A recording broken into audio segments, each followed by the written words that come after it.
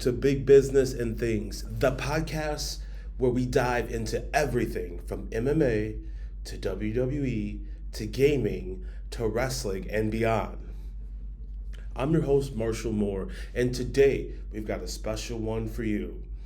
If you're into combat sports, the business of fighting, or just love hearing from the top names in the game, this podcast is where it's at. Each episode, I promise to bring you exciting and exclusive content and interviews, esports news, game highlights, and even reviews on topics such as UFC fighters, WWE superstars, legends in combat sports, MMA fighters, gamers, wrestlers, and even some that you never see coming.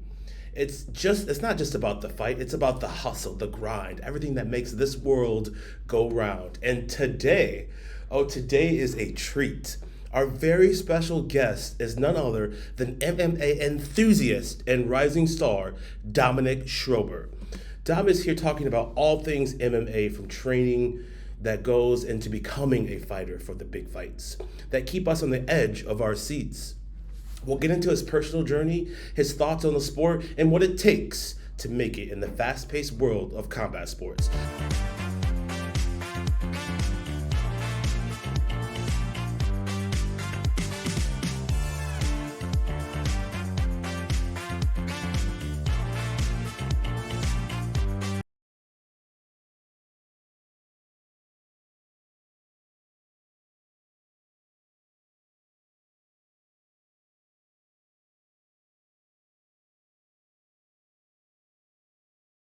Making time for this interview, I really appreciate that. I say thank you. For which canal is it, or which?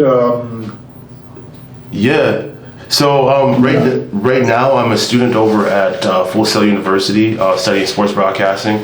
So I'm thinking about possibly posting this to the YouTube channel, or possibly posting it to the Spotify podcast channel as well. So we're over in the United States. A lot of fun. Yeah. So where are you from? I'm from Milwaukee, Wisconsin, so over in the United States, which is not too far from Canada. So. Okay, wait one second. I put the light on here. Very cold. Okay. How are you doing? I'm doing pretty good. Very good, very good. Good. I'm happy that you're here joining us. I'm really excited. So tell us a little bit about yourself and how you got into MMA. I know it's definitely something different. Not everyone gets into it. Tell me about your story and what led up to that. My name is Dominic Schober. I'm from Austria, not Australia, Austria. Yes. Actually, into MMA, I was. In my past, my young age was not so. I had not the normal. How to say in English? I didn't grow up really normal. When I was 15, I went out from home and everything. Nice. Had a little bit hard and bad times. Okay. And I always was a little bit like a rowdy, you know. I like to fight. Yeah. And I was working as a security. In some clubs. Okay. And there was a guy, and he invited me for a training when I was 18 and a half. Oh wow. 18. From my hometown to Vienna, it's like 260 kilometers, so 2.5 hours to drive. Oh wow. I went there. I did one training. And that's it. I fell in love with MMA, and instead I do it. Yeah. Okay. So, what's the weather like in Vienna, if I can ask? The weather? Yeah. Oh, we have like winter, spring, summer, and it's like. But now it's okay. It's okay. It's cold. It's like rainy a little bit, but yeah. Could be better. Interesting. Okay, so you said you drove 2.5 hours to this location, and after your first training, you fell in love with it. Was there anything about what you did that first day that you just knew that you would be doing this for the next 15, 10 years? Or did you just have that feeling that it felt right? No, both. First of all, I had the feeling, and second, to be honest, we did sparring in the first training. I was like, okay, that's mine. Absolutely, yes. Yes. And after 6 weeks, I had my first fight. Where was that at? It was also in Austria. It was a local show, a small event. Okay. It was like on the countryside. Was with 1,500 people. Wow. And in this time we didn't have amateur fights, so I had my first professional fight after 6 weeks training. Wow. What? Yeah. Wow. My goodness. That's a short amount of time to prepare. Yep. That's impressive. But to be honest, I lost my condition in the first 10 seconds. I got beat up the first 5 minutes like very bad because like the other guy was he was doing kickboxing, amateur kickboxing, so he was used to this feeling a little bit. Me not. Yes. I just could fight on the streets, you know. Yes. And it's different. Yeah. But in the second round, I turned the fight and I won by rear naked choke end of the second round. Nice. Beautiful turnaround. Beautiful turnaround. Yeah. So how did you balance your personal life with like doing shows and only 6 weeks after training, right? How do you balance like your personal life with the fight life? You know, how do you manage that? Is it easy? Oh no, to be honest, not. It's always like you have some good months, you have some very hard months, you know, especially financially is a big problem. Yeah. So you're always looking for some sponsorships or cooperations with anything else. Nice. I mean, the good thing with social media, you can build your own brand a little bit better. Yeah. The bad thing is you get sometimes fucked up with this. Yeah, absolutely. But, yeah, it's a little bit up and down. And also it depends how regular you fight, you know. Like right now I'm under contract with Octagon. It's in Europe, a very big organization. And but for example, this year I was just fighting 2 times because I had some injuries, and now at the end of the year I was pushing for a fight, but they had no place. So yeah. I see. It depends always also how much fights you have per year. Okay, so you said that you're contracted with the Octagon. Yeah. Interesting. So, and I know you mentioned 2 fights per year during during your, I wouldn't say off time because you're always training, you're always preparing for that next bout. But in between matches, in between fights, how is that process? Is that more intense gearing up for the fight, or in between fights? Is it more of a relaxing period? How do you go about that time? It depends a little bit if I need to work or not. If I don't have to work, so if financially I'm almost good, then I keep the level very high with training. So I train twice a day and like 80-90%. 3 times a day, you said? Not 2 times a day. Oh, 2 times. Like okay. So 80-90% intensity. To stay fight ready just in case if something happened, because the best opportunities sometimes you have like not planned, you know, they call you and say, hey, you fit, can you fight in 2 weeks? Oh. So to be honest, I'll be almost the whole year like fight ready. So. Yeah. Okay. That's interesting. And you said that, I'm sorry. So is it the Octagon giving you the phone call asking if you could possibly be ready in 2 weeks, or is that pretty much any fighting promotion?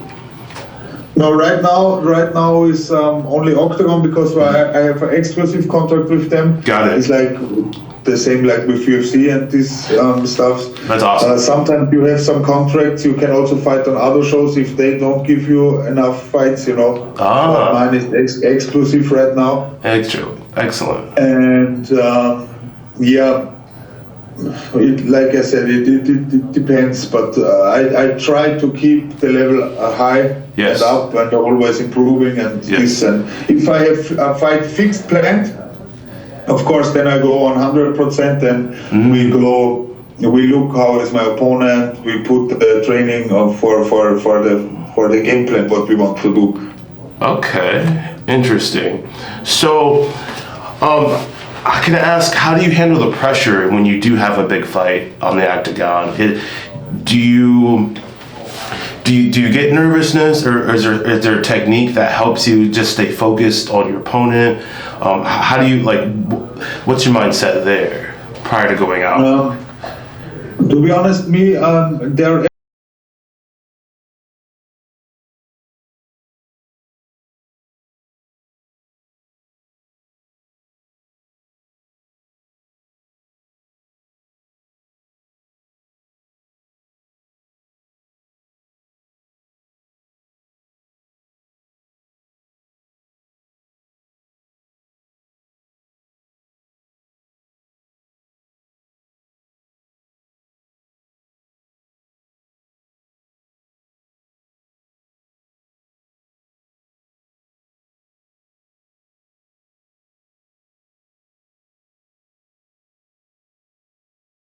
everybody's different in this case. Yes. For me, I perform better if I have more pressure.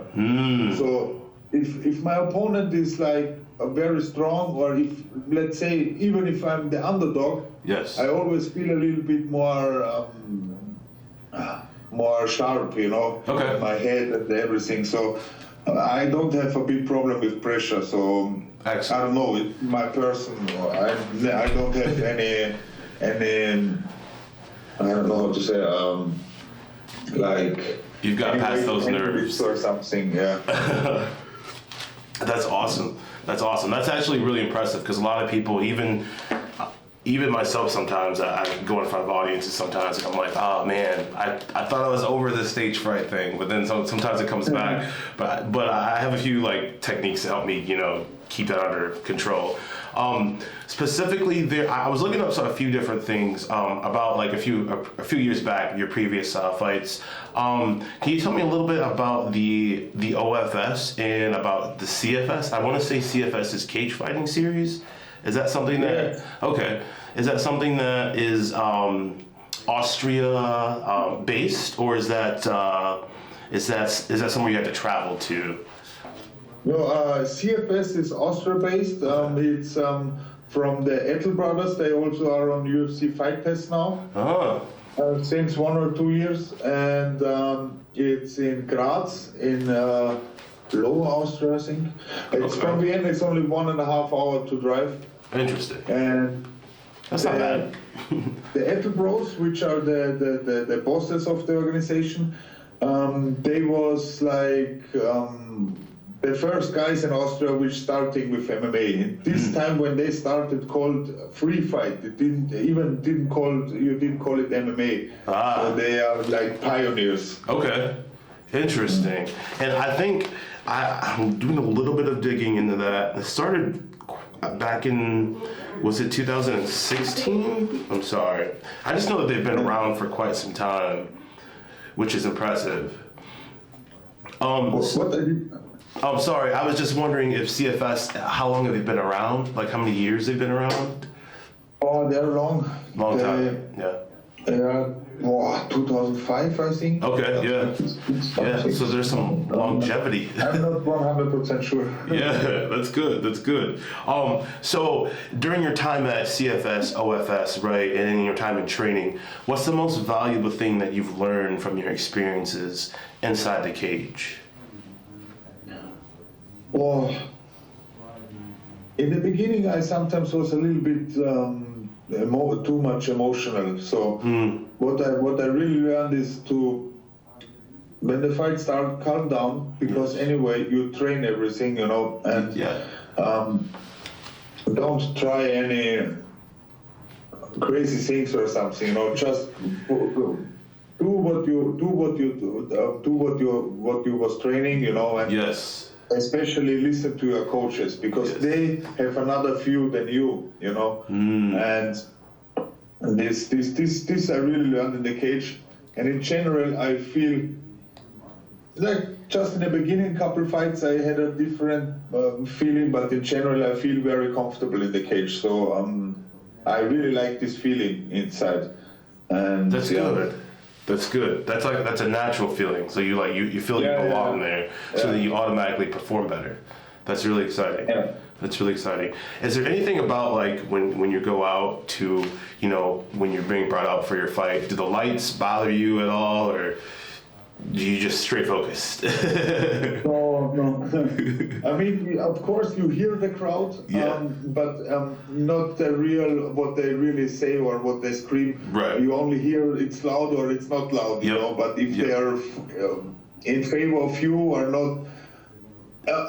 Only Moscow and OFS, because this was in Moscow when I was fighting there. There I realized, because the whole arena was against me. This I realized, but it's not affecting me. That's good. That's really good. I wanted to ask specifically, where are we? Oh, sorry, my page. Okay, so what are some of the biggest challenges that you faced training and competing internationally? Have you done that? Have you? Because that part I'm not sure on. Have you done any international competing, like over like in the stateside, or have you traveled yet? No, in the States I only was for training camp. I was in Miami with Luis Palmino. He was fighting against Justin Gaethje in WSOF. Yes. These two guys had two crazy fights, and with him I was there training. Fighting, I was in Russia, in India, in Bahrain, Germany. Where is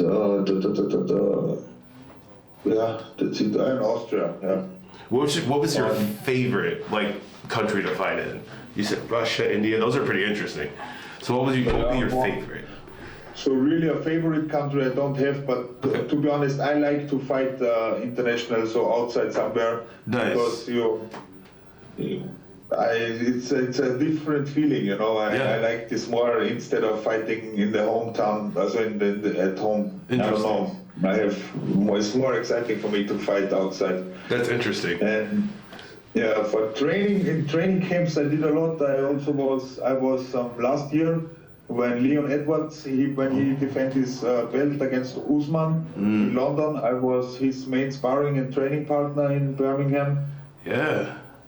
Then I was in Dubai with Mohamed Fakhreddin. He was double champ in Brave CF. Where I was also fighting in this organization. With him I was in training camp. In Germany I'm sometimes in training camps. Slovakia. Yeah, I try to travel around a little bit to see more things, to learn more things, get some new new stuff.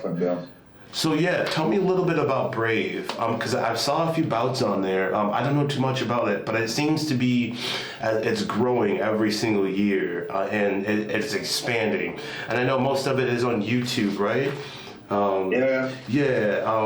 And it's got fighters from over 80 different nations, some of the biggest MMA superstars. And I know that it's growing every single time that I see it. I see the page, I see the subscribers, I see the events, the views. So every time there's a matchup, there's a bout, it grows. Is that something that you were recently a part of, or is it something that you take part of today still, just backstage maybe, or is that something you still do?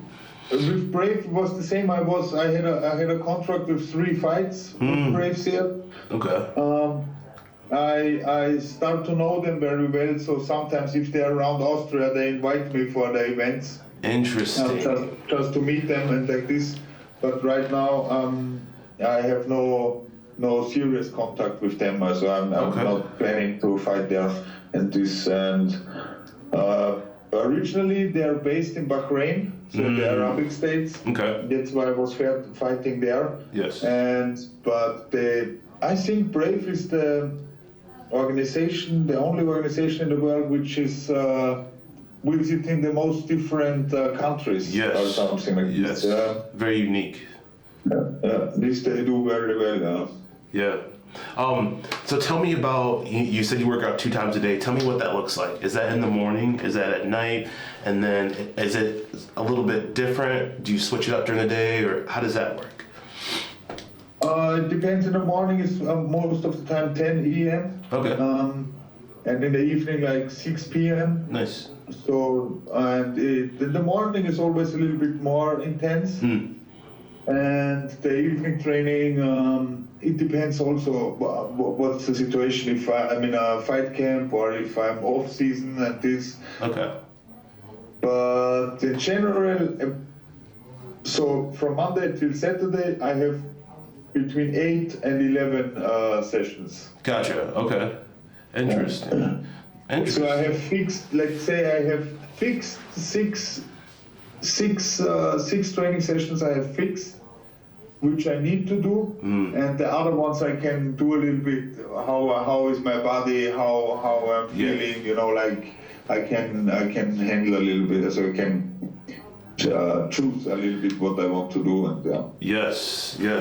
So what would be your go-to meal, like after about, or maybe after like an extreme rough day of training, you just want to go and relax? What's your go-to? It could be a snack, it could be your favorite meal, it could be your favorite beverage, it could be your favorite protein. What would be your go-to, like after a hard day?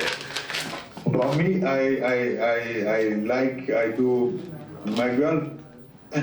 What's she's that? doing burger. Okay. My girlfriend. When Yes. she's cooking, she always cook like healthy burgers. Yes. Like, Okay. like very good. This is my favorite meal. Burgers. Yes. If I had a hard day, because she's doing by herself, and if I go for burger. Yes. Okay. Burger. You can't go wrong there. Heck yeah.